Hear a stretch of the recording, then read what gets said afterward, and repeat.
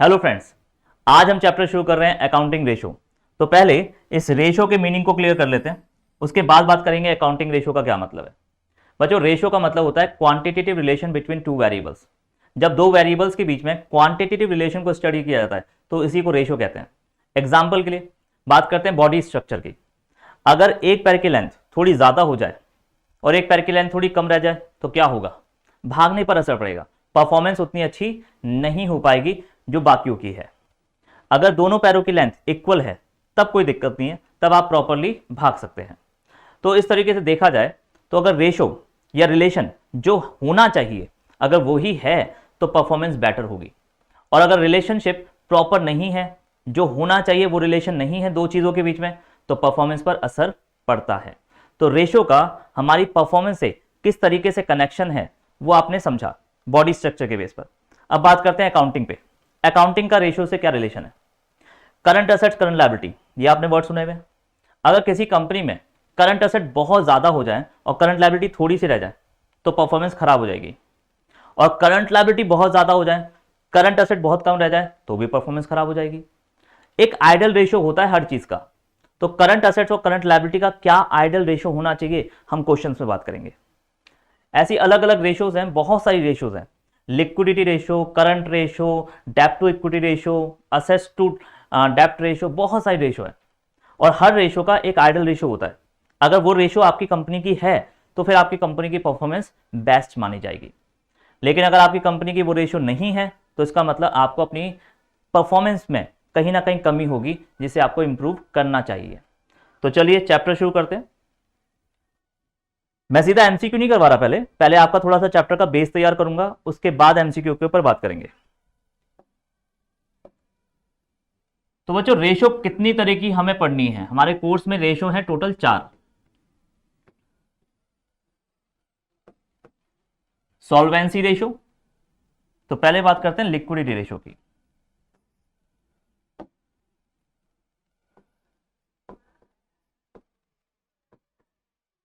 Liquidity ratio,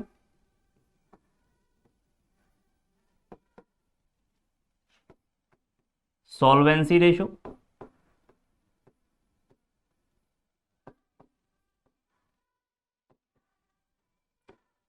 turnover ratio,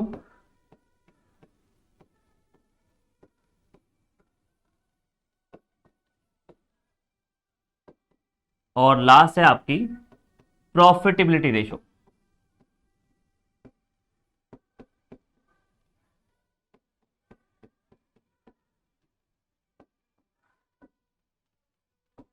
ये 4 तरह की रेशो हैं जो आपके कोर्स के अंदर है। अगर बात करें लिक्विडिटी रेशो का, क्या मतलब होता है लिक्विडिटी रेशो? बच्चों, ये शॉर्ट टर्म सॉल्वेंसी के बारे में है, और सॉल्वेंसी का मतलब क्या है इसको भी बात करेंगे। शॉर्ट टर्म सॉल्वेंसी, और ये है आपकी long term solvency.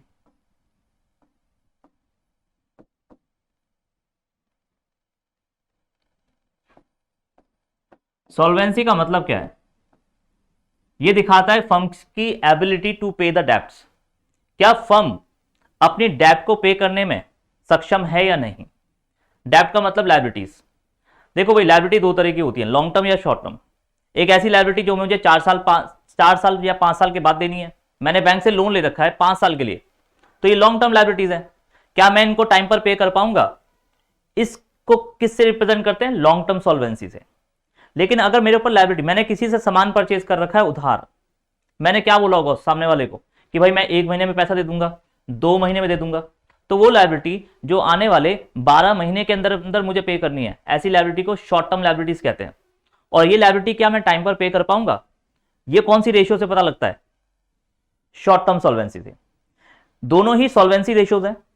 Solvency ratio दिखाती है फर्म्स की एबिलिटी टू पे द डेब्ट्स। क्या फर्म अपनी डेब्ट को, अपनी लायबिलिटी को टाइम पर पे कर पाएगी या नहीं कर पाएगी, वो हमें इन रेशियो से पता लगता है। ठीक है जी। टर्नओवर रेशियो फर्म की एफिशिएंसी के बारे में है, फर्म कितनी एफिशिएंट है।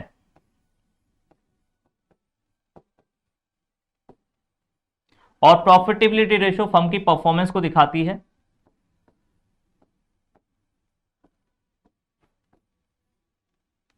एफिशिएंसी मतलब मैं अपनी कॉस्ट कटिंग, मतलब कि कम से कम खर्चे में ज्यादा से ज्यादा काम कर पाऊं, ये हमारी टर्नओवर रेशियो से पता लगता है।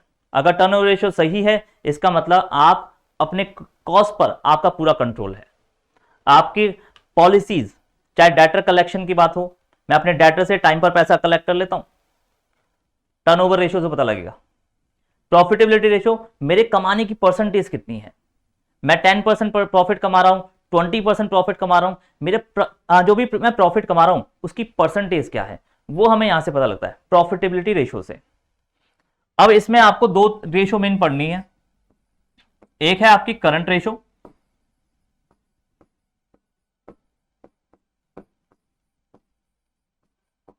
और एक है आपकी लिक्विड रेशियो।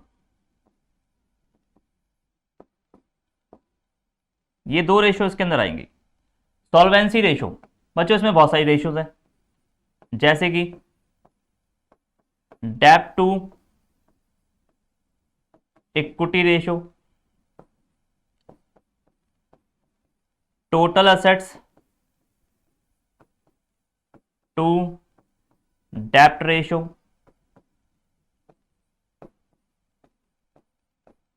प्रोप्राइटरी रेशियो,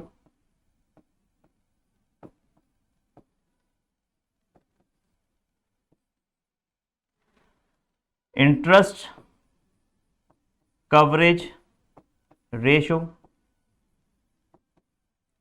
अगर बात करें टर्नओवर रेशियो की, तो इसमें भी आपके रेशियोज हैं, जैसे कि डेटर टर्नओवर रेशियो, इसे रिसीवेबल टर्नओवर रेशियो भी कहते हैं। ऐसी एक क्रेडिटर टर्नओवर रेशियो होता है, या पेबल टर्नओवर रेशियो भी बोल सकते हैं। तो चलो मैं पेबल लिख देता हूं इस बार, payable turnover ratio, working capital turnover ratio, और इन्वेंट्री टर्नओवर रेशियो। ये आपकी टर्नओवर रेशियोज हैं। प्रॉफिटेबिलिटी रेशियो की बात करें तो इसमें भी बहुत सारी रेशियोज हैं बच्चों, जैसे कि gross profit ratio, GP ratio. बच्चों मैं आपको पूरा बेस से करवा रहा हूं, थोड़ा बहुत, जिसने अगर चैप्टर नहीं कर रखा तो उसको भी थोड़ा बहुत समझ आए। तो जीपी रेशियो मतलब gross profit ratio, net profit ratio, operating ratio, operating profit ratio, और रिटर्न ऑन इन्वेस्टमेंट आरओआई। ये आपकी सारी रेशियोज आपका कोर्स का जो पार्ट है। जो लिक्विड रेशियो है या सॉल्वेंसी रेशियो है, ये आपकी एब्सोल्यूट वैल्यू में आती है। ये कुछ इस तरीके से आती है, इसके जो आंसर होते हैं वो कुछ इस फॉर्म में होते हैं, 3:1, 2:1। ठीक है जी, ये आपकी एकदम एब्सोल्यूट वैल्यूज में आती है, परसेंटेज में नहीं होती। सॉल्वेंसी रेशियोज, और चाहे लिक्विड रेशियो की बात करें या सॉल्वेंसी रेशियो की, ये परसेंटेज में आंसर नहीं आते। ये कुछ इस तरीके से 3:1, 5:1, कुछ इस तरीके से आएंगे। और जो 2:1 एक आइडियल रेशियो मानी जाती है सॉल्वेंसी रेशियोज के लिए। टर्नओवर रेशियो, इसके आंसर आपके टाइम्स में आते हैं। टाइम्स मतलब 5 टाइम, 4 टाइम, 3 टाइम, कुछ इस तरीके से इसके आंसर आते हैं। और प्रोप्राइटरी रेशियो के आंसर परसेंटेज में आते हैं। जब भी इसका आंसर आएगा कुछ ऐसा आएगा, 10%, 5%, 3%। इसका आंसर 2 टाइम, 3 टाइम, 5 टाइम, कुछ इस तरीके से। ये दोनों 2:1, 3:1, कुछ इस फॉर्म में इसके आंसर आते हैं। तो ये आपकी सारी रेशियोज हैं जो हमें करनी है। तो रेशियो का मेन काम क्या है? क्या रेशियो आपकी एफिशिएंसी को इंप्रूव करती है? नहीं, रेशियो आपकी एफिशिएंसी को इंप्रूव करती नहीं है। रेशियो ये बताती है कि आपकी एफिशिएंसी है कितनी, आपकी एफिशिएंसी कितनी है, आपकी प्रॉफिटेबिलिटी कितनी है। इट्स जस्ट लाइक कि भाई रेशियो को कैलकुलेट करके मुझे पता लगा मेरी प्रॉफिटेबिलिटी 10% है, लेकिन बाकी कंपनियों की 15% है। बाकी जो इंडस्ट्री में दूसरी कंपनीज हैं उनकी परसेंटेज प्रॉफिटेबिलिटी की परसेंटेज बाकी कंपनियों की 15% है, लेकिन मेरी परसेंटेज आती है 10%। तो मुझे खुद पता लग जाएगा कि मैं बाकियों से पीछे हूं। मुझे अपनी परफॉर्मेंस को इंप्रूव करना है। कैसे करना है वो उसके लिए दूसरे चैप्टर है। रेशियो तो बस आपकी कमियों के बारे में है, रेशो आपको इंडिकेट करता है कि भैया देखो आप पीछे हो, अपनी परफॉर्मेंस को सुधारो, अब कुछ सोचो, कुछ नई स्ट्रैटेजी बनाओ, आप दूसरों से पीछे हो। आपकी एफिशिएंसी कैसी है, बाकी इंडस्ट्री में दूसरी कंपनियों की एफिशिएंसी कैसी है, उनसे कंपेयर करो। तो मैं अपनी रेशो को दूसरी कंपनियों की रेशो से क्या करूंगा, कंपेयर करूंगा, और मुझे पता लग जाएगा कि मैं पीछे हूं या मैं दूसरों से आगे हूं। ठीक है जी। तो इस तरीके से रेशो आपकी कमियों को इंडिकेट करती है, और फिर आपको सोचना पड़ता है, वो फिर दूसरे चैप्टर्स हैं कि मैं अपनी कमियों को कैसे दूर करूं, उसके लिए अलग चैप्टर्स हैं। तो चलिए बच्चों चैप्टर शुरू करते हैं। फर्स्ट एमसीक्यू पे आते हैं। Which of the following is और are the objective of ratio analysis. तो रेशो एनालिसिस का मेन ऑब्जेक्टिव क्या है? To know the area of the business which need more attention. सुनने में तो सही लग रहा है भाई, रेशो से मुझे यह पता लग जाता है कि मुझे कहां पर काम करना है, मुझे कहां पर ध्यान रखना है, मैं कहां पर पीछे हूं, मुझे पता लग जाता है, तो मैं उस पर ज्यादा फोकस करता हूं, ज्यादा मेहनत करता हूं। उस एरिया में जहां पर मेरी थोड़ी सी कमजोरी मेरे को महसूस होती है, रेशो से मुझे पता लगता है। मेरी प्रॉफिटेबिलिटी वीक है, या मेरी एफिशिएंसी वीक है, या मेरी सॉल्वेंसी में कमी है, मुझे एरिया पता लग जाता है, आइडेंटिफाई हो जाता है, और फिर मैं उस पर काम करता हूं अपनी इंप्रूवमेंट पर। तो पहला ऑप्शन तो भाई ठीक लग रहा है। To provide a deeper analysis of profitability, liquidity, solvency and efficiency. Ratio इसी के बारे में है। तो भाई ये प्रोवाइड करता है एनालिसिस रिपोर्ट, रेशो से हमें इन सब चीजों का एनालिसिस मिलता है, ये भी सही लग रहा है। To provide information by making the cross sectional analysis by company the performance with the best industry standard. क्या मतलब है बच्चों? देखो भाई, आप क्या कर रहे हैं, यहां पे कंपेयर कर रहे हैं। अभी मैंने आपको बताया था रेशो से जो रिजल्ट निकल कर आएंगे, मैं अपने आप को कंपेयर करूंगा किससे? इंडस्ट्री के अंदर जो दूसरी कंपनीज हैं, इंडस्ट्री स्टैंडर्ड्स, और मुझे पता लगेगा कि यार मैं तो पीछे चल रहा हूं। तो भाई ये भी सही लग रहा है, ये भी सही लग रहा है। रेशो इन्हीं के बारे में है, प्रॉफिटेबिलिटी, लिक्विडिटी, एफिशिएंसी। और रेशो से हमें पता लगता है बिजनेस का वो area of the business which need more attention, ये भी सही लग रहा है। तो तीनों ही ऑप्शन ठीक लग रहे हैं यहां पे। तो भैया फिर तो मैं आंसर दूंगा D, all of the above. तो हमारा आंसर क्या है भाई? Answer D, all of the above. चलिए सेकंड क्वेश्चन करते हैं बच्चों। विच of the following point out the significance of ratio analysis. Significance का मतलब होता है इंपॉर्टेंस। तो इनमें से कौन से ऐसे पॉइंट्स हैं जो रेशियो की इंपॉर्टेंस के बारे में है? तो फर्स्ट पॉइंट देखते हैं। It help the business in identifying the problem area. Ratio की हेल्प से हम बिजनेस के उन एरियाज को आइडेंटिफाई कर पाते हैं जहां पर प्रॉब्लम चल रही है, और एक बार प्रॉब्लम आइडेंटिफाई हो जाएंगी तो उसको रिजॉल्व भी कर पाएंगे। तो ये रेशियो का बहुत ही इंपॉर्टेंट सिग्निफिकेंस है। तो पहला पॉइंट तो ठीक है भाई, ये रेशियो की सिग्निफिकेंस को रिप्रेजेंट करता है। Second, it ignore the price level changes, it ignore the qualitative aspects. बच्चों ये दोनों ही पॉइंट लिमिटेशन के बारे में है। क्या होता है लिमिटेशन? हर सब्जेक्ट की अपनी एक लिमिटेशन है, मेरी भी लिमिटेशन है। अगर आप मुझसे कहोगे सर फिजिक्स पढ़ा दो, मैं नहीं पढ़ा सकता क्योंकि मेरी फील्ड से बाहर का एरिया है। तो अकाउंटिंग की भी अपनी एक लिमिटेशन है। अकाउंटिंग के अंदर क्वालिटेटिव डेटा की स्टडी नहीं की जाती। अकाउंटिंग में या रेशो में केवल क्वांटिटेटिव डेटा की स्टडी की जाती है। मैंने अभी बिल्कुल क्लास की स्टार्टिंग में बताया था, ratio is about quantitative relation between two variables. तो क्वालिटेटिव डेटा की स्टडी नहीं की जाती। तो ये रेशो की लिमिटेशन के बारे में है। It ignore price level changes. Day to day price बदलते रहते हैं। अगर आज मैं कहीं पर जमीन परचेज करता हूं 50 लाख की, एक साल के बाद उसकी वैल्यू कुछ और होगी, फिर उसके अगले एक साल के बाद वैल्यू कुछ और होगी।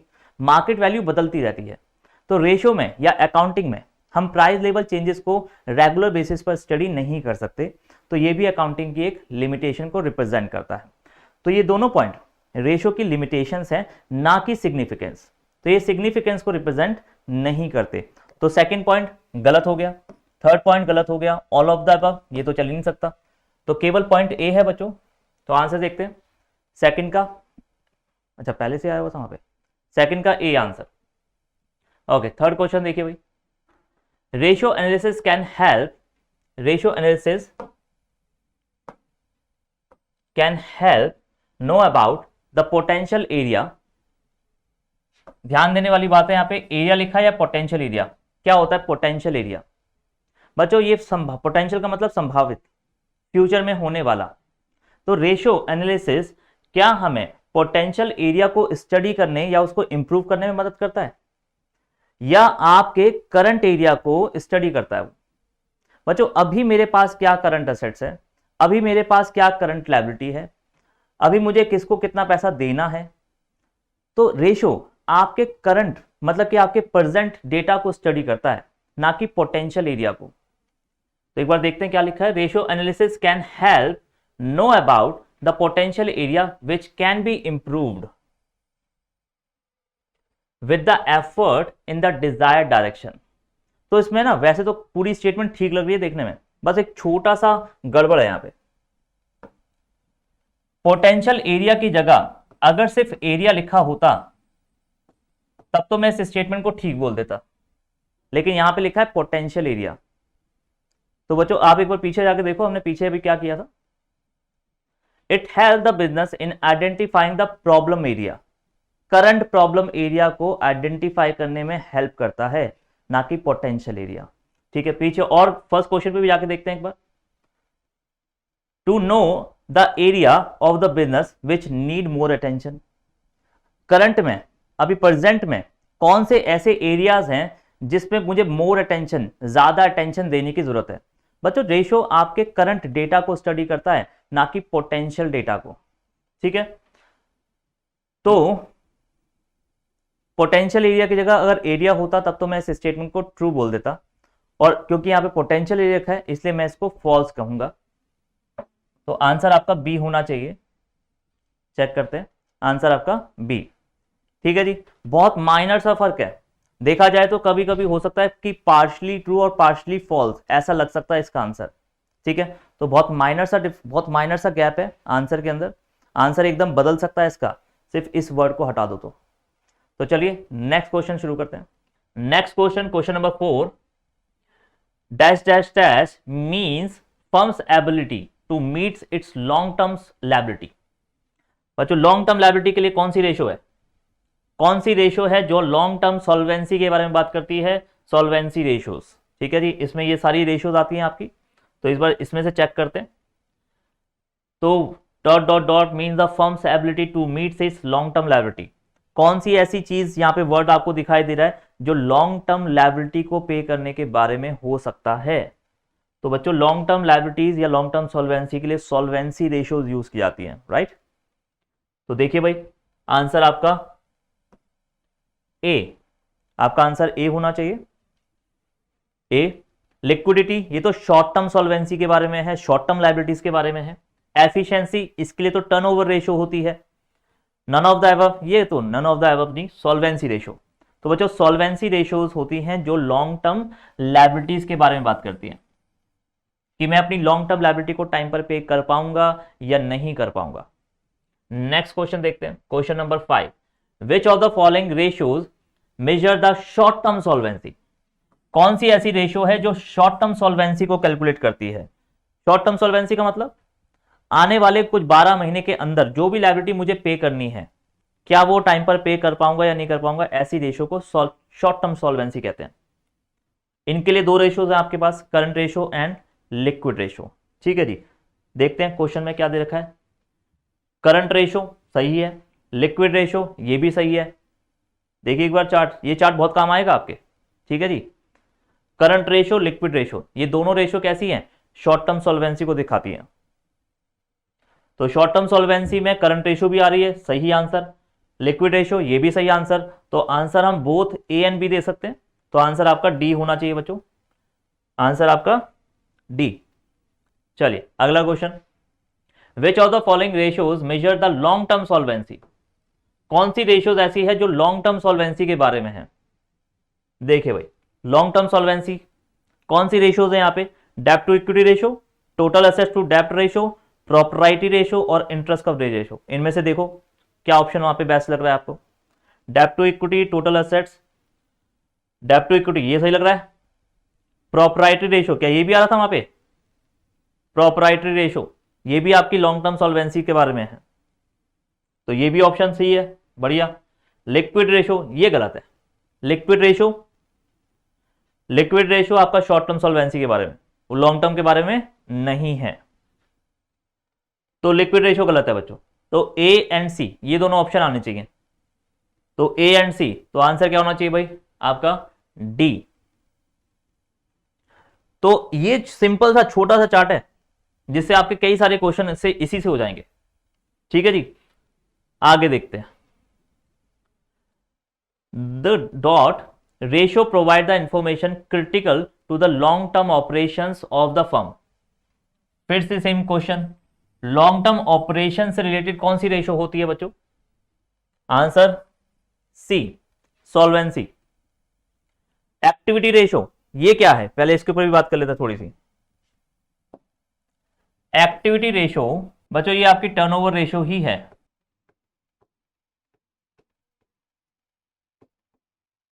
एक ही बात है, एक्टिविटी रेशियो और टर्नओवर रेशियो एक ही बात है। प्रॉफिटेबिलिटी रेशियो हमारी प्रॉफिट के बारे में बात करती है, तो हम बात कर रहे हैं लॉन्ग टर्म ऑपरेशन या लॉन्ग टर्म लायबिलिटीज के बारे में बात कर रहे हैं, तो लॉन्ग टर्म लायबिलिटी के लिए सॉल्वेंसी रेशियोज होती है, तो आंसर आपका सी है। मैच द फॉलोइंग, कौन सी चीज को किससे मैच करेंगे? ठीक है, चलिए मैच करते हैं। टोटल असेट्स टू डेब्ट रेशियो, देखिए भाई टोटल असेट्स टू डेब्ट रेशियो ये क्या है आपकी लॉन्ग टर्म सॉल्वेंसी है। इसका आंसर कैसे निकलता है? एब्सोल्यूट वैल्यूज में। तो long term total asset to डेब्ट रेशियो को देखिए कहां पे लगाएंगे?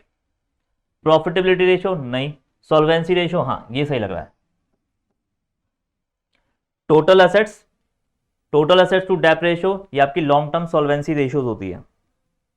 अगला इन्वेंट्री टर्नओवर रेशियो, ये आपकी टर्नओवर रेशियोज है। इन्वेंट्री टर्नओवर रेशियो पूरा लिख दें, मैंने यहां पे पूरा लिखा नहीं है वर्ड, पूरा लिख देते हैं क्योंकि ये चार्ट काफी काम का है।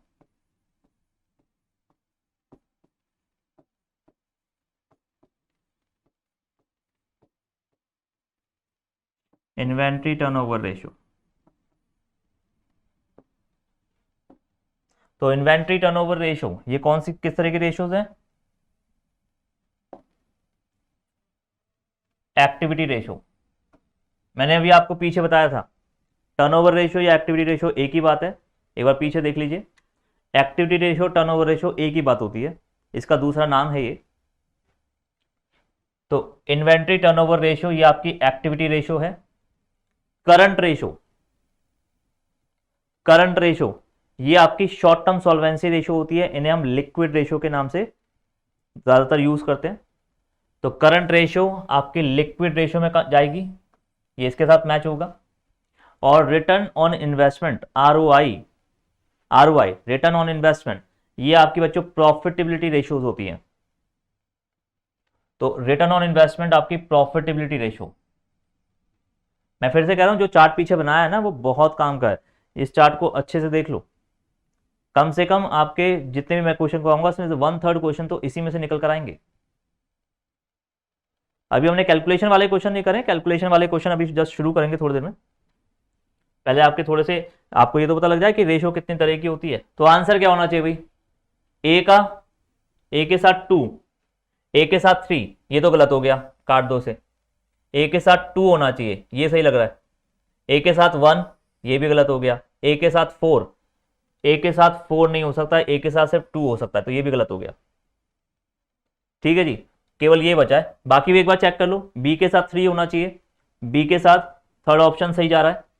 सी के साथ 4, सी के साथ फोर्थ ऑप्शन ये सही जा रहा है। डी के साथ 1, डी के साथ फर्स्ट ऑप्शन ये भी सही जा रहा है। तो आपका आंसर होना चाहिए ऑप्शन डी, आंसर डी सही है जी। Next question, match the following, फिर से एक मैचिंग का क्वेश्चन आ गया परसेंटेज में। चलो ये देखिए, ये भी मैंने आपको स्टार्ट में बताया, जो आपकी रेशियोज होती हैं लिक्विड रेशियोज या सॉल्वेंसी रेशियो, इनके आंसर आपके इस तरीके से आते हैं 2:1 न्यूमेरिकल आंसर आते हैं एब्सोल्यूट वैल्यूज में। टर्नओवर रेशियो के आंसर टाइम्स में आते हैं और प्रॉफिटेबिलिटी रेशियो के आंसर परसेंटेज में आते हैं। जब कैलकुलेशन करके मैं न्यूमेरिकल करवाऊंगा तो पता लगेगा आपको किस तरीके से आते हैं। तो रिटर्न ऑन कैपिटल एम्प्लॉयड, बच्चों कैपिटल एम्प्लॉयड का मतलब investment, return on capital employed मतलब आरओआई। कई चीजों के ना ऑल्टरनेटिव नेम है। अगर मैं इसकी बात करूं लिक्विड रेशो के, इसके तीन तीन नाम हैं, वो भी लिख दूं, बेटर रहेगा, पता लगा दूसरे नाम से क्वेश्चन आ गया। लिक्विड रेशो कह लो या एसिड टेस्ट रेशो कह लो, और क्या नाम है इसका, क्विक रेशो।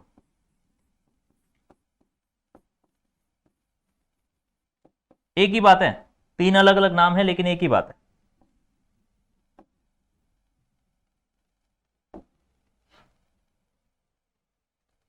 हाँ जी, तो रिटर्न ऑन कैपिटल एम्प्लॉयड, इसका आंसर किस तरीके से निकलेगा, ये आरओआई है, रिटर्न ऑन कैपिटल एम्प्लॉयड, तो इसका आंसर परसेंटेज में आता है।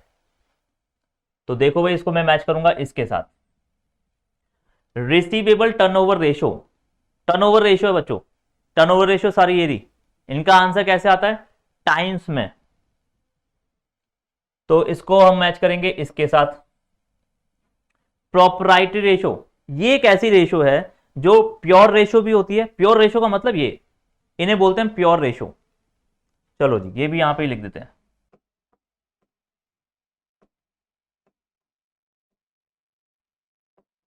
प्योर रेशो, ठीक है, ये 2:1 3:1, ये इन्हें प्योर रेशो कहते हैं। ये जो प्रोपराइटरी रेशो है, इसका आंसर प्योर रेशो भी हो सकता है और परसेंटेज में भी हो सकता है। बस ये एक ऐसी रेशो है लौती जिसके दो तरीके से आंसर दिए जाते हैं, परसेंटेज में भी दिया जाता है और 2:1 3:1 इस फॉर्म में भी दिया जा सकता है। ओके, क्विक रेशो, अभी चलो मैंने अभी अभी आपको बताया कि दूसरा नाम भी होता है इसका, चलो काम आ गया। देखो, क्विक रेशो मतलब लिक्विड रेशो, एक ही बात है। और इसका जो आंसर है आपका एकदम प्योर रेशो में आता है, हमेशा प्योर रेशो में आएगा, कुछ इस तरीके से 2:1 3:1। तो क्विक रेशो का आंसर आपका प्योर रेशो में जाता है हमेशा, तो ये इसके साथ मैच होगा। तो ए का सेकंड आंसर, ए का फोर्थ गलत, ए का थर्ड गलत, ए का सेकंड ये सही लग रहा है, ए का फर्स्ट गलत। सिर्फ एक को भी अगर आपने कर लिया ना प्रॉपर, एक को भी आपने सही तरीके से आइडेंटिफाई कर लिया तो आपका आंसर ऐसे ही पता लग जाता है। सिर्फ एक को भी अगर आपने प्रॉपरली आइडेंटिफाई कर लिया, बाकियों को नहीं कर पाए, कोई दिक्कत, लेकिन एक के लिए आप 100% श्योर हो, ठीक है। तो आपका आंसर सी आना चाहिए। चेक करते हैं, आपका आंसर सी है। Next question, the working capital of Ion. अब हम न्यूमेरिकल क्वेश्चन शुरू कर रहे हैं बच्चों। The working capital of Ion limited is 2 lakh and its current assets are 6 lakh, what is the current ratio. तो चलिए न्यूमेरिकल क्वेश्चन शुरू कर रहे हैं।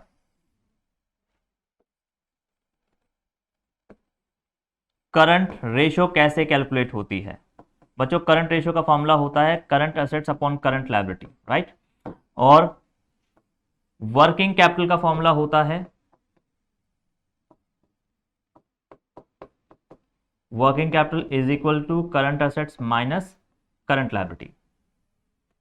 फॉर्मूले में लिखते जा रहा हूं, ये फॉर्मूले आपके काम आएंगे न्यूमेरिकल सॉल्व करने में। करंट रेशो का formula C upon C L, working capital is equal to C A minus C L.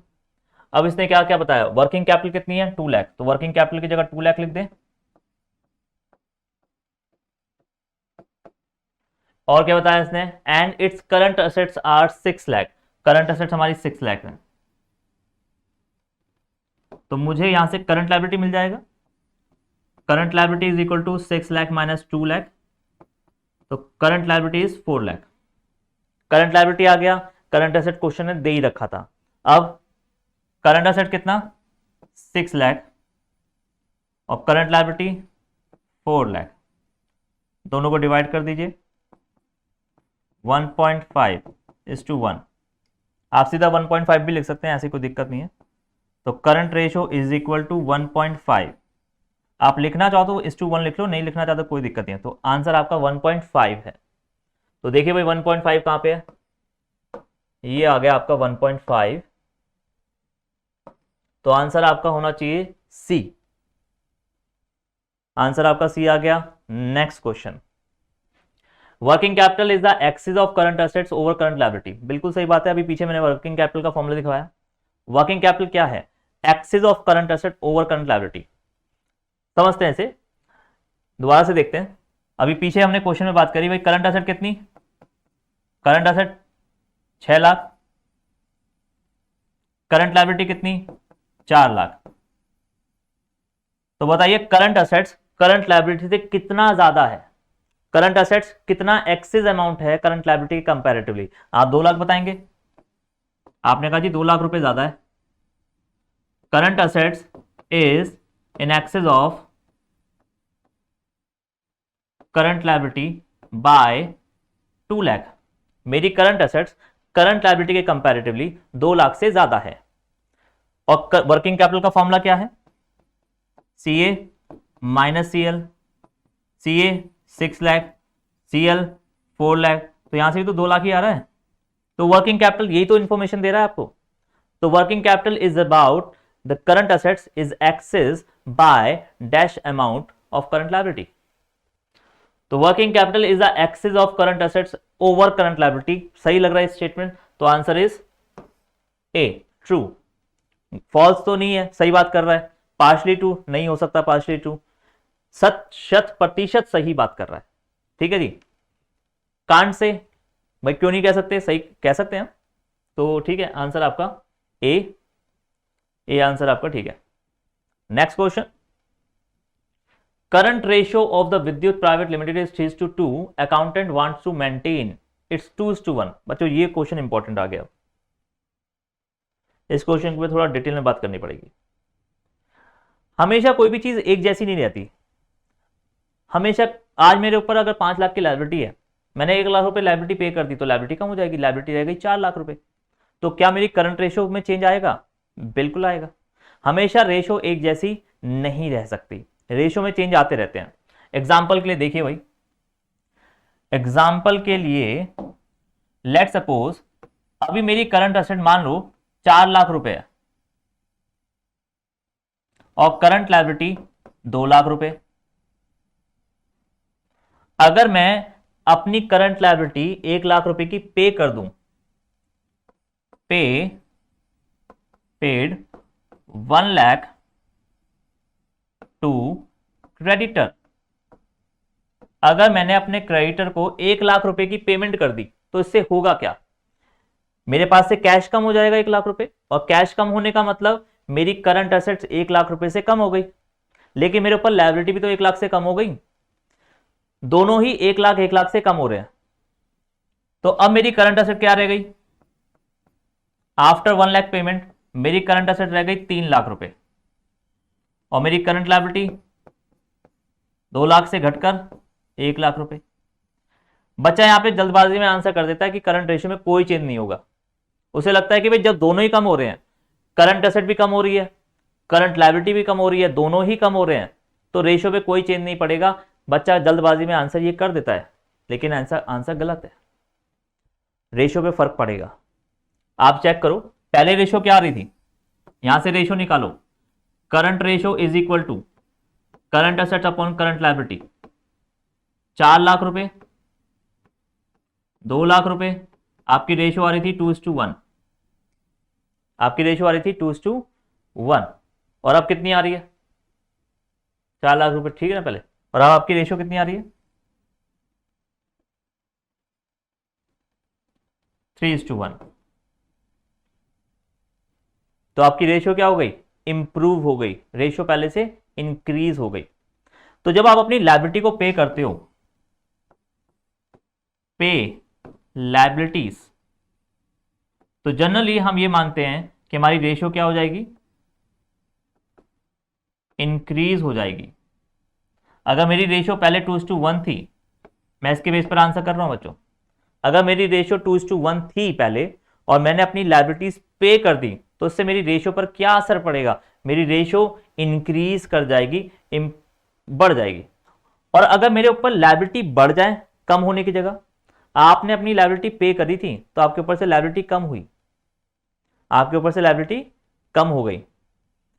चलिए क्वेश्चन देखते हैं एक बार, क्वेश्चन क्या है, current ratio of the Vidyut private limited 3:2। अभी आपकी करंट रेशियो 3:2 है, accountant wants to maintain its 2:1, लेकिन अकाउंटेंट चाहता है रेशियो क्या हो जाए 2:1, तो वो अपनी रेशियो को चेंज करना चाहता है।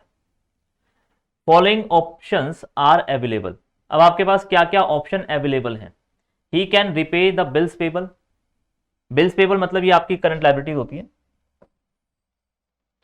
बच्चों, बीपी आपकी करंट लायबिलिटी होती है। क्या मैं अपनी करंट लायबिलिटी पे कर दूं? आपसे पूछ रहा है। He can take short term loans, वो लोन लेने की बात कर रहा है, यहां पे करंट लायबिलिटी को कम करने की बात कर रहा है, और यहां पर वो करंट लायबिलिटी को बढ़ाने की बात कर रहा है। He can purchase goods on credit, जब वो स्टॉक परचेज करेगा। अच्छा, he can take a short term loan, जब वो लोन लेगा तो कैश भी तो आएगा, तो करंट लायबिलिटी बढ़ रही है, तो साथ में करंट एसेट भी क्या हो रही है? बढ़ रही है। He can repay the bills payable, वो अपने बीपी को पे करने की बात कर रहा है, मतलब अपनी लायबिलिटीज को पे करने की बात कर रहा है, तो लायबिलिटी कम हो जाएगी, तो मेरे साथ करंट एसेट भी तो कम होगी। तो पहला ऑप्शन है कि करंट लायबिलिटी और करंट एसेट दोनों कम कर देता हूं, दूसरा ऑप्शन है कि करंट लायबिलिटी करंट एसेट दोनों बढ़ा देता हूं, और तीसरा option purchase stock on credit, मैंने उधार में सामान खरीदा तो मेरा स्टॉक बढ़ जाएगा, लेकिन मेरे क्रेडिटर भी बढ़ जाएंगे, मतलब लायबिलिटी भी बढ़ जाएगी और करंट एसेट भी बढ़ जाएगी। करंट लायबिलिटी भी बढ़ गई और करंट एसेट भी बढ़ गई। तो second option and third option तो एक जैसे ही है, फर्स्ट ऑप्शन अलग है, तो या तो सेकंड और थर्ड ठीक होगा। अगर ये सेकंड और थर्ड ठीक है तो दोनों को एक साथ लिखना होगा, जैसे कि only second and third are correct, या तो ये आंसर करोगे, या ओनली फर्स्ट इज करेक्ट।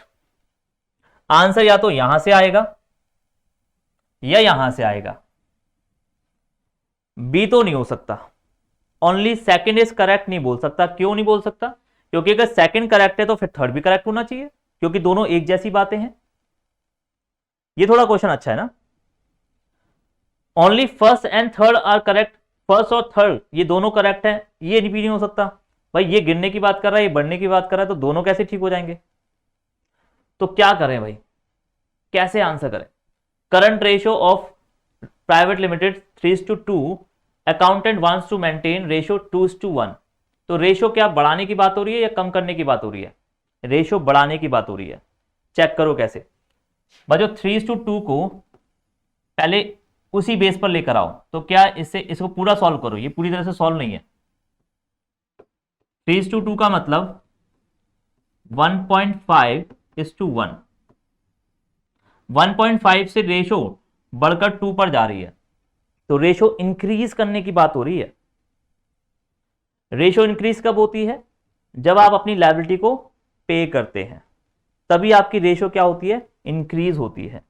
तो देखो भाई यहां पे लायबिलिटी कौन सी जगह पे हो रही है? यहां पे लायबिलिटी बढ़ रही है, यहां पे लायबिलिटी बढ़ रही है। मुझे तो लायबिलिटी पे करनी है, और लायबिलिटी पे करके मुझे अपनी लायबिलिटी को गिराना है, तो आपका आंसर फर्स्ट ही ठीक लग रहा है। चेक कीजिए, answer first A. I hope आपको क्लियर हो गया, और नहीं क्लियर हुआ तो दोबारा से तसल्ली से आराम से दोबारा सुनना वीडियो को पूरा। ये क्वेश्चन छोटा क्वेश्चन नहीं था, या एक बार मैं दोबारा रिपीट कर दूं? चलो दोबारा रिपीट कर देता हूं एक बार। आपकी करंट एसेट करंट लायबिलिटी ये है, मतलब आपकी करंट रेशियो 2:1 अभी है फिलहाल, लेकिन जैसे ही मैं अपनी लायबिलिटी को पे करूंगा, मैंने अपनी 1 लाख रुपए की लायबिलिटी पे कर डाली, तो उससे हुआ क्या? मेरी करंट एसेट 4 लाख से 3 लाख पे आ गई, मेरी करंट लायबिलिटी 2 लाख से 1 लाख पे आ गई, दोनों कम हो गए, करंट एसेट भी कम हो गया, करंट लायबिलिटी भी कम हो गया, लेकिन मेरी रेशो बढ़ गई। मेरी करंट एसेट करंट लायबिलिटी दोनों कर रहे हैं, लेकिन रेशो बढ़ रहा है। रेशो कितनी आ रही है? 3:1। पहले कितनी आ रही थी? 2:1। तो अगर आपको अपनी रेशो को बढ़ाना है, अगर आपको अपनी रेशो को इंक्रीज करना है, तो आपको अपनी लायबिलिटीज को पे करना पड़ेगा, तभी आपकी रेशो इंक्रीज करेगी। और अगर मेरे ऊपर से लायबिलिटी, मेरे ऊपर कंक्लूजन लिख देते हैं भाई, अगर आपकी करंट लायबिलिटी कम होगी तो आपकी रेशो बढ़ेगी, करंट लायबिलिटी बढ़ेगी तो रेशो गिरेगी। ठीक है जी, मैं इसके बेस पर आंसर कर रहा हूं जो भी कर रहा हूं।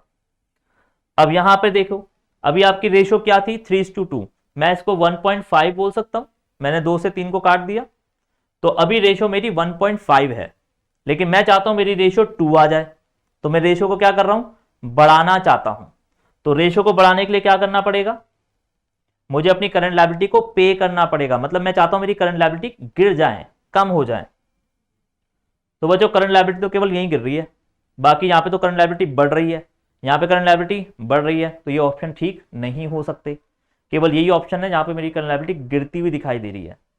करंट लायबिलिटी गिरेगी तभी रेशो बढ़ेगी। ठीक है जी, ऑप्शन ए इज करेक्ट। चलिए नेक्स्ट क्वेश्चन की तरफ मूव कर रहे हैं। If current ratio is 2:1 and both current assets and current liabilities increase, दोनों बढ़ रही हैं, करंट लायबिलिटी पे फोकस करो, करंट लायबिलिटी इंक्रीज तो रेशो डिक्रीज। तो भाई मैं तो बिना देखे, बाकी ऑप्शन तो देखूंगा भी नहीं मैं तो इसमें, आंसर क्या है, ratio decrease, answer is B, सही है। अगला, if current ratio 2:1 what will be the effect of current ratio, effect on current ratio if bills payable. बच्चों बिल्स पेबल मतलब करंट लायबिलिटी, बीपी आपने 11th में पढ़ रहा हो तो बहुत अच्छी बात है। बीपी आपकी करंट लायबिलिटी होती है, बीआर आपकी करंट असेट्स होती है। तो ये क्या कह रहा है, if bills payable is discharge, discharge का मतलब पे ऑफ, अगर मैं अपनी करंट लायबिलिटी को पे कर दूं, मैं करंट लायबिलिटी पे कर दूं, मैं अपने क्रेडिटर को पेमेंट कर रहा हूं, तो मेरी करंट लायबिलिटी क्या हो जाएगी, कम हो जाएगी। और करंट लायबिलिटी के कम होने से क्या होगा, मेरी रेशो, करंट लायबिलिटी के कम होने से रेशो बढ़ेगी, तो बढ़ेगी बढ़ेगी, इट विल इंक्रीज, आंसर आपका ए। ठीक है जी। Next question, dash dash dash is consider as an ideal current ratio. बच्चों कौन सी करंट रेशो में आइडियल रेशो क्या है, करंट रेशो में आइडियल रेशो क्या है, मैंने क्यों लिखा है 2:1, ये सबसे आइडियल रेशो मानी जाती है 2:1। मतलब कहा जाता है अगर किसी कंपनी के ऊपर 1 लाख की करंट लायबिलिटी है तो उसके पास कम से कम 2 लाख की करंट एसेट्स होनी चाहिए। ठीक है, तो 2:1 इज द आइडियल रेशो। अगर मेरी 5:1 हो जाए तो क्या होगा, गलत है बच्चों। अगर 2:1 है, 2:1 का मतलब, 5:1 का मतलब, 10:1 का मतलब, क्या मतलब है इसका, अगर मेरे ऊपर 1 रुपए की करंट लायबिलिटी है तो 10 रुपए की करंट असेट्स है। अगर मेरे ऊपर 1 करोड़ की करंट लायबिलिटी है तो 10 करोड़ की मेरे पास करंट असेट्स हैं। कई बच्चों को लगता है सर ये तो अच्छी बात है ना, ये तो अच्छी बात है, नहीं ये बहुत बेकार बात है। आपने इतनी सारी करंट असेट्स रखी हुई अपने पास जिसका यूज ही नहीं है। करंट असेट और करंट लायबिलिटी, जैसे मैंने क्या बोला था, हर चीज का एक सही रेशियो होता है। अगर मैं चाय के अंदर चीनी बहुत ज्यादा डाल दूं तो भी बेकार, चीनी बिल्कुल ही ना डालूं तो भी बेकार। हर चीज का एक प्रॉपर एक क्वांटिटी होता है। अगर बहुत जरूरत से ज्यादा हो जाएगी तो भी वो उसका टेस्ट बेकार है, जरूरत से कम हो जाएगी तो भी टेस्ट बेकार है। उसी तरीके से करंट एसेट करंट लायबिलिटी, इनका आपस में एक बैलेंस रेशो सबसे ज्यादा सही 2:1 माना जाता है। ठीक है जी। अगर मेरे ऊपर 1 करोड़ की करंट लायबिलिटी है तो 2 करोड़ की करंट एसेट्स होनी चाहिए।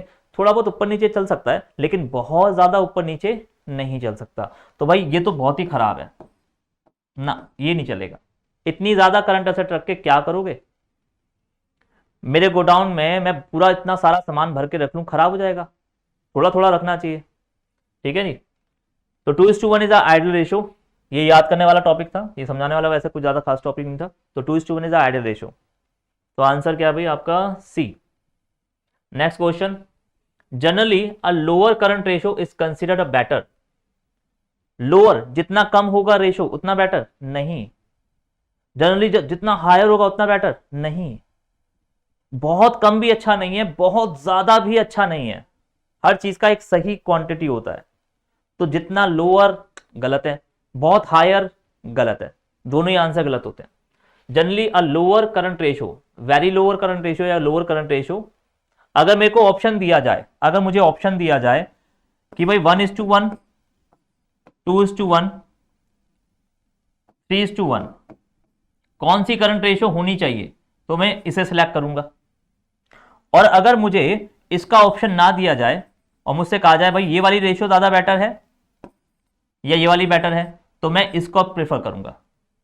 भाई एक बार को बढ़ना अच्छी बात है, 2:1 की जगह चलो 3:1 हो जाए कोई दिक्कत नहीं, 4:1 हो जाए कोई दिक्कत नहीं, एक बार को थोड़ा ज्यादा हो जाए कोई दिक्कत नहीं है, लेकिन कम तो बिल्कुल नहीं होना चाहिए, कम तो बिल्कुल नहीं होना चाहिए।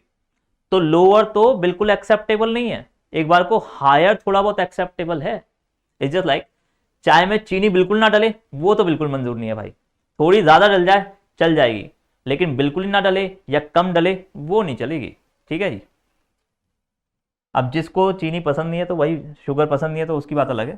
तो ये तो बिल्कुल एक्सेप्टेबल नहीं है। 3:1 चल जाएगा लेकिन 1:1 नहीं चलेगा। 2:1 तो बेस्ट है, 2:1 तो सबसे बेस्ट बेस्ट है। लेकिन अगर मेरे को इन दोनों ऑप्शन में से 3:1 और 1:1 में से कोई चूज करने के लिए बोले तो भैया मैं तो 3:1 चूज करूंगा। फिर मैं एक बार को हायर पे जाना मंजूर करूंगा लेकिन लोअर पे जाना मंजूर नहीं करूंगा। हाँ जी, तो the generally lower current ratio is consider better, answer is false. गलत है जी आंसर, तो answer is B. Next question, a very high current ratio implies that very high मतलब 10:1, a very high current ratio implies heavy investment in current assets which is not good sign as it reflect underutilization or improper utilization of resources। बच्चों थोड़ा सा इसके ऊपर बात करते हैं।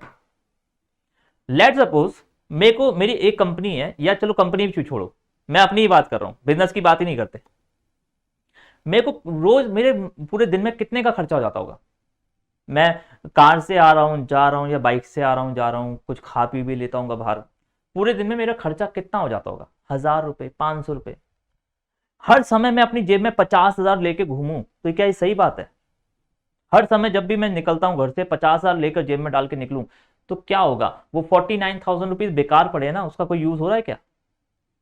क्या मैं उसको बैंक में रखकर या उसकी एफडी करवाऊं तो वो ज्यादा बेस्ट नहीं है? इंटरेस्ट मिल जाएगा। आप एक चीज समझिए, अगर आप अपने रिसोर्सेज को अपने साथ लेकर घूम रहे हैं मतलब उन रिसोर्सेज को यूज नहीं कर रहे आप। अगर मैं बैंक में रखता तो होता, मैंने म्यूचुअल फंड खरीद लिए होते तो ज्यादा बेस्ट था, मैंने किसी कंपनी के शेयर परचेज कर लिए होते और भी ज्यादा बेस्ट है। भाई अगर मैं अपने रिसोर्सेज को यूज करना चाहता हूं तो कहीं ना कहीं इन्वेस्ट तो करूंगा, उनको कहीं ना कहीं काम पर लगाऊंगा। जेब में लेके कैश घूम रहा हूं ये कोई अच्छा वो डिसीजन नहीं है। अगर मैंने बहुत सारा सामान खरीद के अपनी कंपनी में रख लिया, बहुत सारा, पूरे 5 साल का सामान एक साथ खरीद के रख लो, क्या ऐसा होता है क्या? नहीं करता ना। अगर आपके घर में राशन आता होगा तो क्या आप 10 साल का राशन एक साथ खरीद के रख लोगे?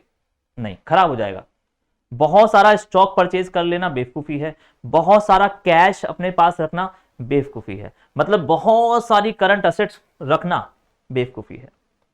तो बहुत ज्यादा करंट असेट भी नहीं होनी चाहिए। अगर बहुत ज्यादा करंट असेट आपने अपनी कंपनी में रखी हुई है और करंट लायबिलिटी बहुत ही कम, तो इससे क्या मैसेज जाता है कि भाई आप अपने असेट्स को प्रॉपरली यूटिलाइज नहीं कर रहे या अंडर यूटिलाइजेशन कर रहे हो। क्या लिखा है? Improper utilization. A very high current assets implies heavy investment in current assets। Current ratio बहुत ज्यादा है, इसका मतलब करंट असेट बहुत ज्यादा है, which is not a good sign, जो दिखाता है कि बहुत अच्छी बात नहीं कर रहे आप अपनी कंपनी में सही नहीं कर रहे। इट रिफ्लेक्ट अंडर यूटिलाइजेशन और इम्प्रॉपर यूटिलाइजेशन ऑफ रिसोर्सेज। आप अपनी कंपनी के रिसोर्सेज का अंडर यूटिलाइजेशन और इम्प्रॉपर यूटिलाइजेशन कर रहे हो। तो पूरी स्टेटमेंट बिल्कुल सही लग रही है भाई उसकी, तो answer true, answer true A. Okay done. Question number 17 done. Question number 18, current assets of APE Limited are 6 lakh, current liabilities are 2 lakh, inventories 1,50,000, prepaid expenses 50 and cash equivalent 1 lakh। what is the quick ratio? अब ये कौन सी ratio इसने पूछ ली? इसने पूछी है भाई क्विक रेशियो, ये वाली रेशियो पूछी है इसने। तो क्विक रेशियो का फॉर्मूला समझते हैं, इसके क्वेश्चन को भी करते हैं बच्चों। क्विक रेशियो का फॉर्मूला होता है quick assets upon current liability, पर दोनों को डिवाइड कर दो आंसर आ जाएगा। लेकिन क्विक असेट्स कैसे निकलेगा? क्विक असेट निकलता है current assets minus inventory minus prepaid expense. अगर क्वेश्चन में होंगे तो बच्चों, ज्यादातर क्वेश्चन में ना प्रीपेड एक्सपेंस दे नहीं रखा होता तो इसको जीरो लो। तो जनरली फॉर्मूला होता है current asset minus inventory. Minus करने का मतलब मैं अपनी करंट असेट में से इन्वेंट्री को हटा के बात कर रहा हूं।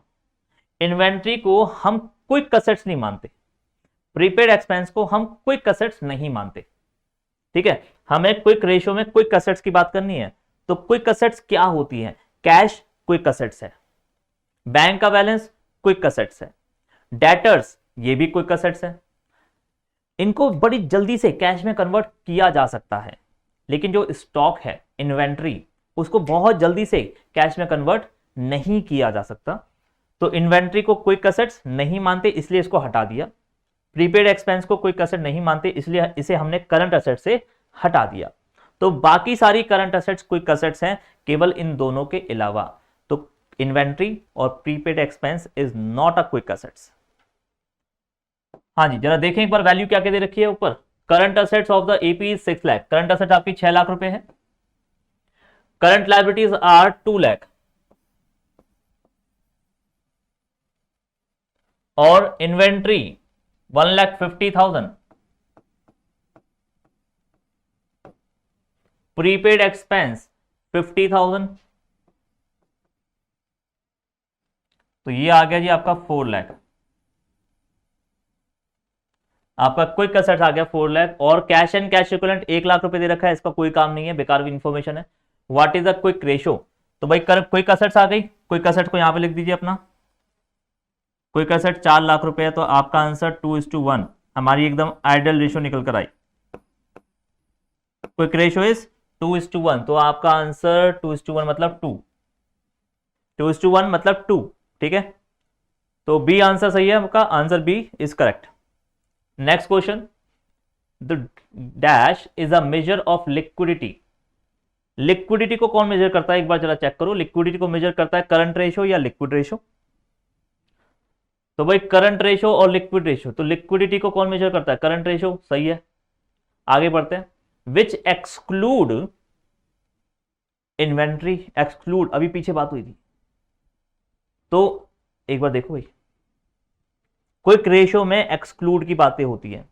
क्विक रेशो में मैं कुछ चीजों को एक्सक्लूड कर देता हूं। कौन कौन सी चीज एक्सक्लूड कर देता हूं? Inventory, prepaid expense.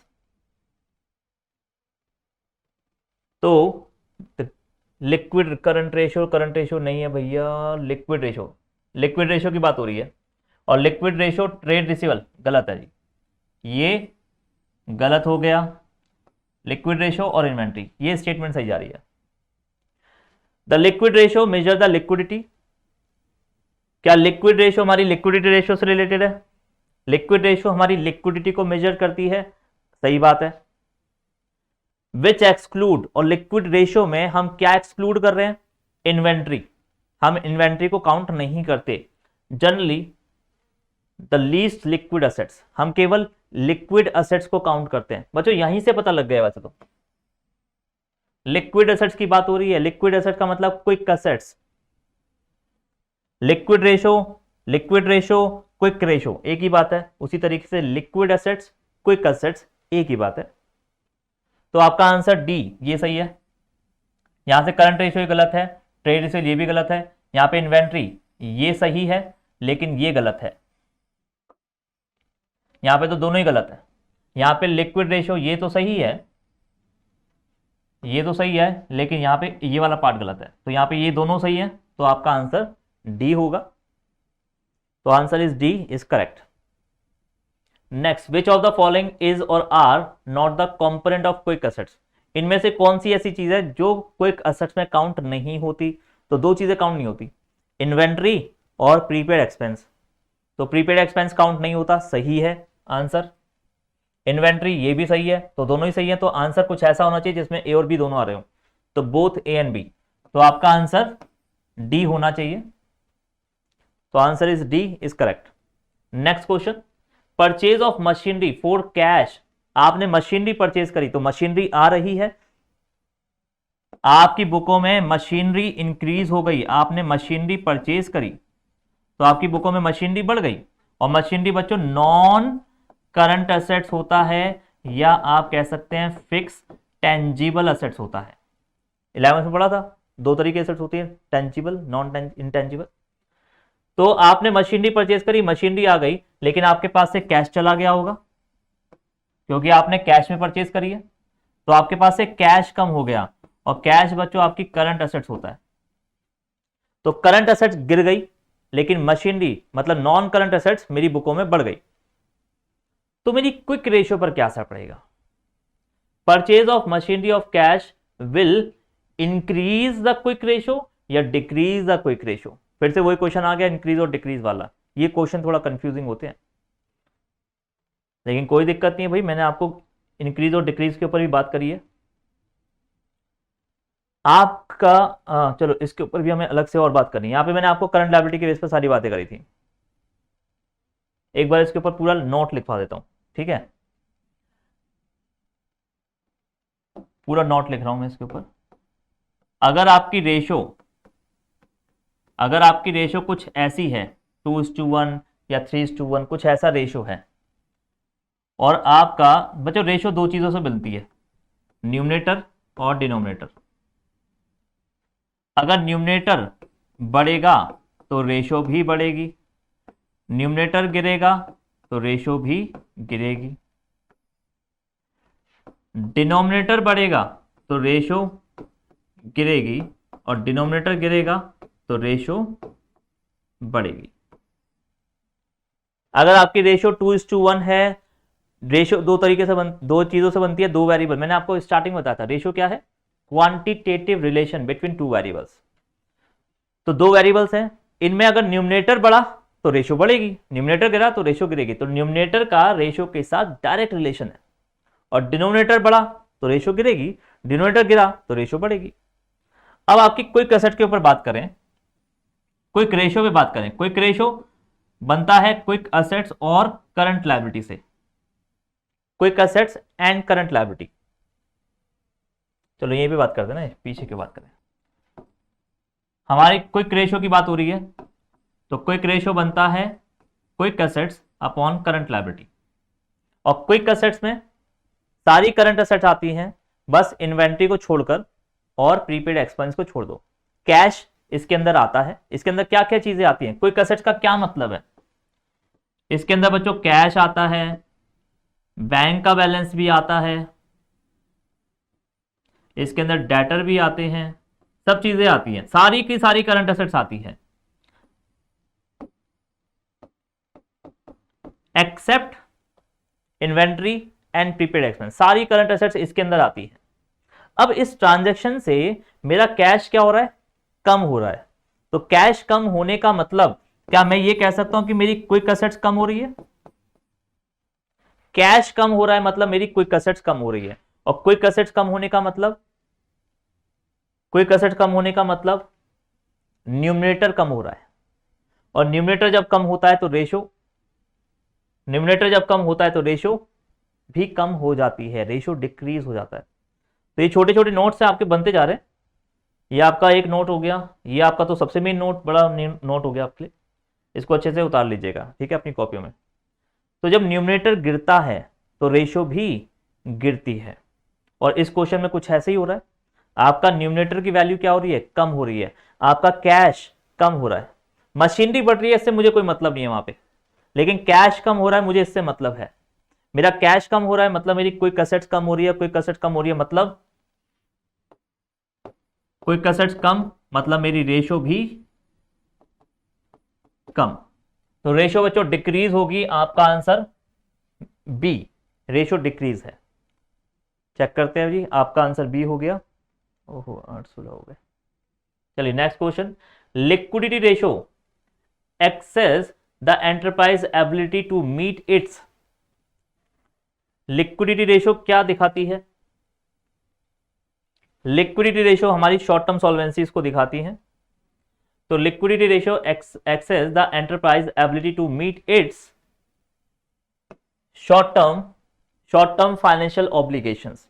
मेरे जो फाइनेंशियल ऑब्लिगेशंस हैं, क्या मैं शॉर्ट टर्म में, जो शॉर्ट टर्म फाइनेंशियल ऑब्लिगेशंस है, क्या मैं उन्हें टाइम पे पे कर पाऊंगा या नहीं कर पाऊंगा, उनको लिक्विडिटी रेशो से कैलकुलेट किया जाता है। तो आपका आंसर ए होगा।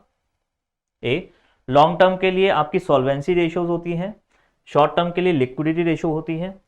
तो दोनों आंसर तो नहीं दे सकते थे। Okay next question, dash the quick ratio dash the short term financial position. बच्चों जितना हायर होगा मैं उसी को बेटर मानूंगा, लोअर को तो बेटर माना नहीं जा सकता, ठीक है जी।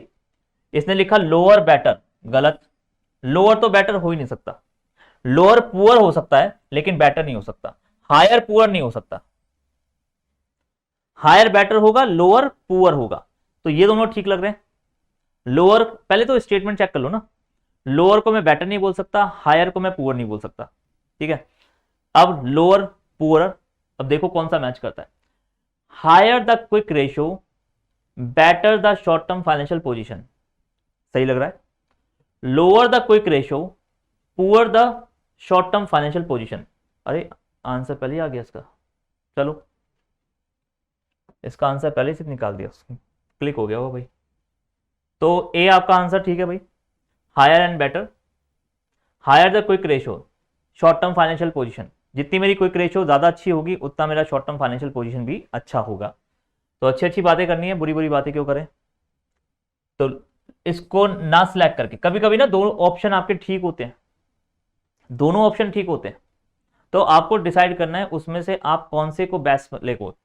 ऑप्शन ए बेस्ट है या ऑप्शन डी बेस्ट है, कौन सा बेस्ट है? तो ए को बेस्ट मानेंगे हम। Higher the quick ratio, better the short term financial position, answer A.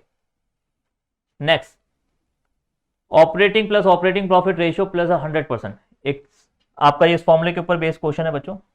Operating profit ratio और ऑपरेटिंग, इसके ऊपर क्वेश्चन बेस्ड है।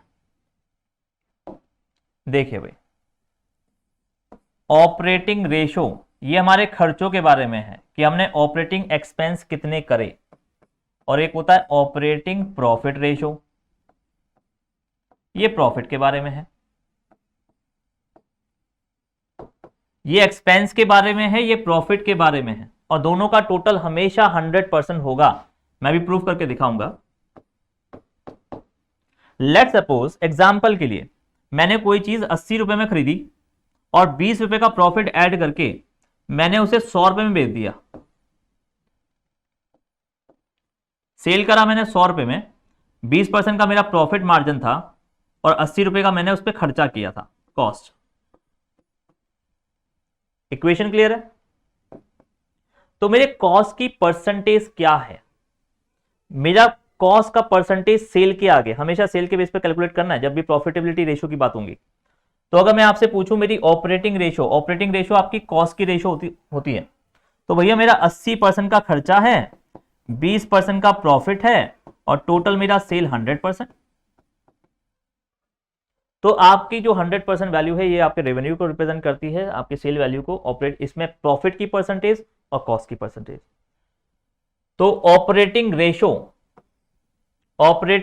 Plus operating profit ratio, operating ratio मतलब खर्चे की रेशियो, ऑपरेटिंग प्रॉफिट रेशियो, इन दोनों का टोटल हमेशा 100 के बराबर होगा। ग्रॉस प्रॉफिट रेशियो ये गलत है आंसर। ऑपरेटिंग की बात हो रही है तो ऑपरेटिंग की बात करेंगे, ऑपरेटिंग प्रॉफिट रेशियो और operating ratio. Net profit ratio ये भी आंसर गलत है बच्चों, ये भी आपकी अलग रेशियोज हैं। ग्रॉस प्रॉफिट रेशियो ये एक अलग रेशियो होती है, नेट प्रॉफिट रेशियो एक अलग रेशियो है, लेकिन जब बात करते हैं ऑपरेटिंग प्रॉफिट रेशियो की तो उसको मैं प्लस करता हूं ऑपरेटिंग रेशियो के साथ, और दोनों का टोटल हमेशा 100 के इक्वल होता है। तो आंसर आपका ए होना चाहिए। Okay, next question 25, purchase of goods of 40,000 for cash will increase the operating ratio. अगर मैंने स्टॉक परचेज करा तो बेचा भी तो होगा। एक चीज समझो भाई, मैंने 80 रुपए का सामान परचेज करा और 20 रुपए के प्रॉफिट के साथ मैंने उसे 100 रुपए में बेच दिया। मैंने 160 रुपए का सामान परचेज करा तो 40 रुपए के हिसाब से मैंने उसे 200 में बेचा होगा। तो क्या इससे परसेंटेज पे कोई फर्क पड़ रहा है किसी भी चीज का? भाई 100 के बेस पर अगर 20 की परसेंटेज निकालोगे तो 20% आएगा, 200 के बेस पर 40 की परसेंटेज निकालोगे तब भी 20% आएगा, 100 के बेस पर इस 80 की परसेंट निकालोगे तो 80%, 200 के बेस पर इस 160 की परसेंट निकालोगे तो भी 80% आएगा। तो ये क्या कह रहा है जी, purchase of goods for 40,000 for cash will increase the operating ratio. नहीं, गलत है आंसर, फॉल्स। मेरी परसेंटेज पे कोई फर्क नहीं पड़ता, आंसर बी। ठीक है, किसी किसी बुक में हो सकता है ये आंसर आपको ए दे दे, जो कि गलत होगा। इसके ऊपर कुछ अलग अलग थ्योरीज हैं, ऑप्शन बी आपका सही है यहां पे। ठीक है, next question A higher total assets to debt ratio is beneficial as it indicate the larger safety of large। पहले तो total assets to debt ratio ये कौन सी रेशियो है उसको चेक करते हैं। टोटल असेट्स टू डेप्ट ये क्या है? ये हमारी लॉन्ग टर्म सॉल्वेंसी को दिखाती है।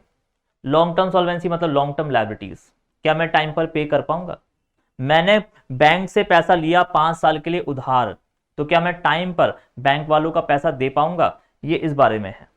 जितना हायर होगा उतना अच्छा मान के चलेंगे। लोअर को तो बेटर नहीं मान सकते, एक बार को हायर को बेटर मान लेंगे। Higher the total asset to डेप्ट रेशियो इज बेनिफिशियल, तो क्या ये कंपनी के लिए या सामने वाले के लिए बेनिफिशियल है? जिससे मैं लोन पर पैसा ले रहा हूं, क्या उसके लिए अच्छी बात है या नहीं है?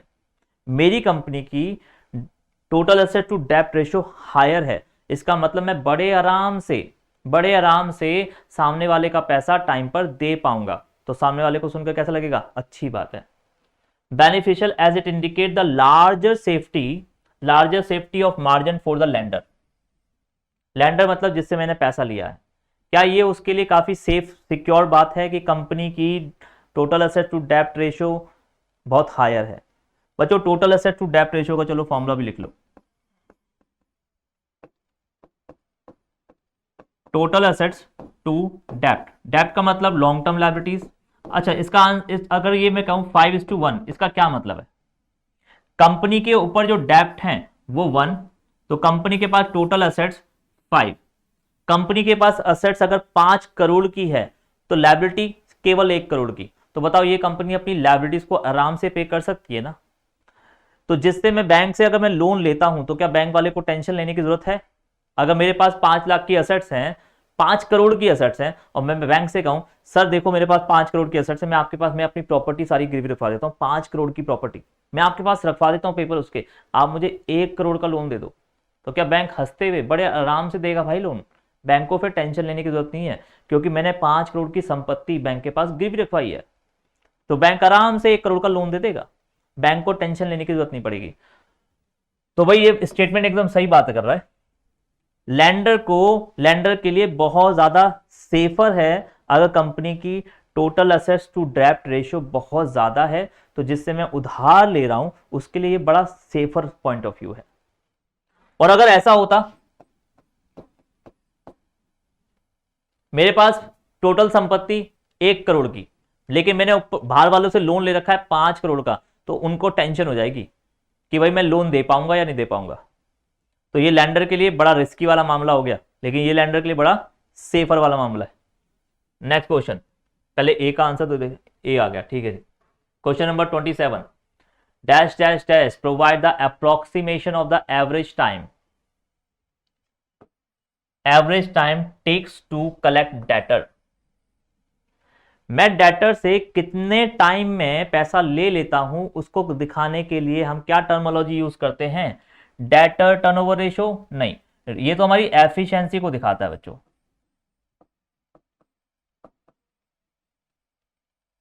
ये तो एफिशिएंसी। एवरेज कलेक्शन पीरियड, बात इस वक्त टाइम की हो रही है, पीरियड की हो रही है, रेशियो की थोड़ी ना बात हो रही है। मैं अपने डेटर से कितने टाइम में, 1 महीने में पैसा ले लेता हूं या 2 महीने में ले लेता हूं या 3 महीने में ले लेता हूं, मैं कितने टाइम में अपने डेटर से पैसा ले लेता हूं, इसके लिए है एवरेज कलेक्शन पीरियड वर्ड। मैं अपने क्रेडिटर को कितने टाइम में पैसा दे देता हूं, इसके लिए है एवरेज पेमेंट पीरियड। कितने टाइम में पैसा देता हूं तो पेमेंट पीरियड, कितने टाइम में पैसा रिकवर कर लेता हूं कलेक्शन पीरियड। तो बात इस वक्त कलेक्शन की हो रही है,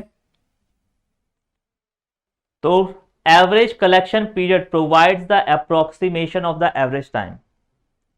एवरेज कलेक्शन पीरियड से हमें यह पता लगता है कि हम अपने ऑन एन एवरेज टाइम में कितने टाइम में डेटर से पैसा कलेक्ट कर लेते हैं। तो answer is A. Next question 28, a lower trade receivable.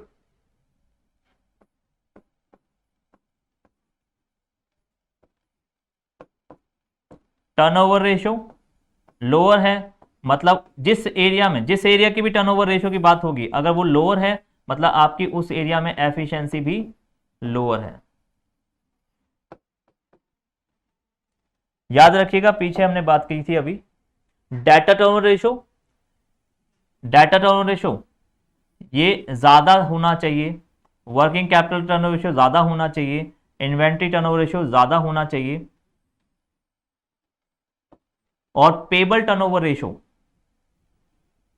तो टर्नओवर रेशो ये आपके सारे के सारे ऑप्शंस हैं। एक बार चेक करते हैं, हम फिलहाल अभी किसकी बात कर रहे हैं, हम सबकी बात थोड़ा ना कर रहे। A lower trade receivable turnover ratio, हमें यहां पे किसकी बात करनी है, trade receivable turnover ratio. Debtor turnover ratio को रिसीवेबल टर्नओवर रेशो भी कहते हैं, लिख लो जी। रिसीवेबल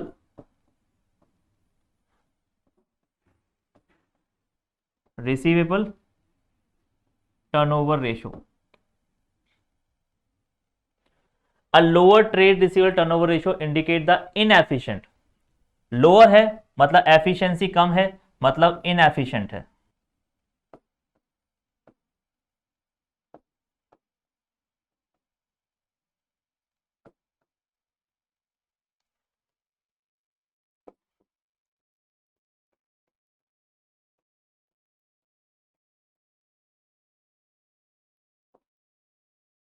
रिसीवेबल टर्नओवर रेशियो जितना कम होगा, रिसीवेबल टर्नओवर रेशियो अगर कम है, इसका मतलब आप अपने डेटर से पैसा सही टाइम पर रिकवर नहीं कर पाते। आपका जो कलेक्शन सिस्टम है वो वीक है, आपका जो डिपार्टमेंट है जो पैसा कलेक्ट करता है वो एफिशिएंट नहीं है, टाइम पर पैसा कलेक्ट नहीं कर पाता। Lower trade receivable ratio indicate the inefficient credit sale policy of the management. Management की जो भी पॉलिसीज हैं वो एफिशिएंट नहीं है, वो बेकार हैं, उनको इंप्रूवमेंट की जरूरत है। ठीक है जी, तो सही स्टेटमेंट कह रहा है भैया, ट्रू है। लोअर का मतलब एफिशिएंसी भी लोअर है यहां पे, ठीक है। अगर आपका रिसीवेबल टर्नओवर रेशियो लोअर है मतलब एफिशिएंसी भी लोअर है। ऐसी इन्वेंट्री टर्नओवर रेशियो भी होता है, अगर आपका इन्वेंट्री टर्नओवर रेशियो लोअर है मतलब जो आपका इन्वेंट्री का जो मैनेजमेंट है वो वीक है, उसको सुधारने की जरूरत है। तो आंसर इज 28 का आंसर इज ए। ठीक है, next, ratio reflect the quantitative as well as qualitative aspects. बच्चों ये तो मैंने आपको स्टार्टिंग में बता दिया था, गलत। रेशियो जो है वो क्वांटिटेटिव रिलेशन है बिटवीन टू वेरिएबल्स। मैंने आपको स्टार्टिंग, मैंने शुरुआत ही यहीं से हुई थी। रेशियो क्या है, ratio is about quantitative relation between two variables. जब दो वेरिएबल्स के बीच में क्वांटिटेटिव स्टडी की जाती है तो उसे रेशियो कहते हैं। तो ये क्या कह रहा है जी, क्वांटिटेटिव और क्वालिटेटिव, इसकी स्टेटमेंट क्या है, ratio reflect qualitative as well as quantitative.